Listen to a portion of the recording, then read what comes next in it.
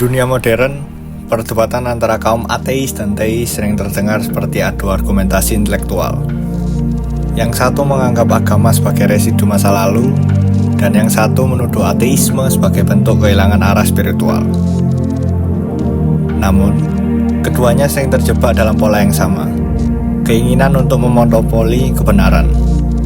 Padahal, baik keyakinan maupun penolakan terhadap Tuhan sama-sama berakar pada kebutuhan manusia untuk menemukan makna. Filosof eksistensialis Albert Camus pernah menulis dalam The Myth of Sisyphus bahwa manusia bukan hanya makhluk yang mencari Tuhan, tapi juga makhluk yang tak tahan hidup tanpa alasan. Dan dalam pencarian itulah, ateis dan teis seringkali lebih mirip daripada berbeda.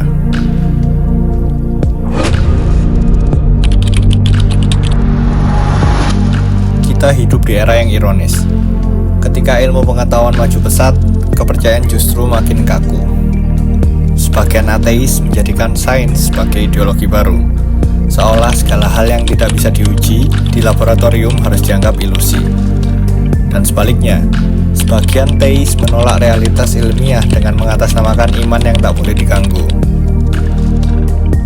Riset dari Pew Research Center menunjukkan bahwa 40% responden global mengalami konflik batin antara sains dan agama.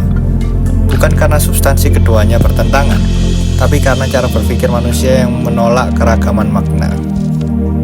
Dalam konteks sosial, fanatisme baik dari kubu ateis maupun teis memunculkan dampak serupa: polarisasi, klaim moral, dan ketidakmampuan berdialog. Keduanya terjebak dalam confirmation bias, hanya mencari bukti yang mendukung keyakinannya sendiri.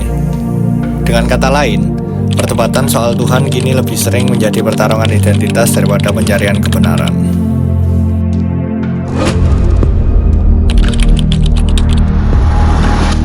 Lucunya, di abad yang konon paling rasional ini, justru Tuhan jadi komoditas retorika paling laku. Kaum teis sibuk membela Tuhan yang katanya maha kuasa, seolah ia butuh pembelaan manusia. Sementara kaum ateis sibuk membuktikan ketidakadaannya, tapi ironisnya mereka tetap menghabiskan hidup membicarakan sesuatu yang mereka yakini tidak ada. Barangkali Tuhan, jika benar ada, sedang tersenyum melihat manusia berdebat atas namanya, seperti anak-anak yang berebut siapa yang punya ayah paling hebat. Dan jika Tuhan tidak ada, maka manusia telah menciptakannya lagi dan lagi, kali ini dalam bentuk ego intelektual. Pada akhirnya, entah kita percaya atau tidak, yang perlu kita lawan bukan Tuhan, melainkan kesombongan kita dalam menafsirkan dunia.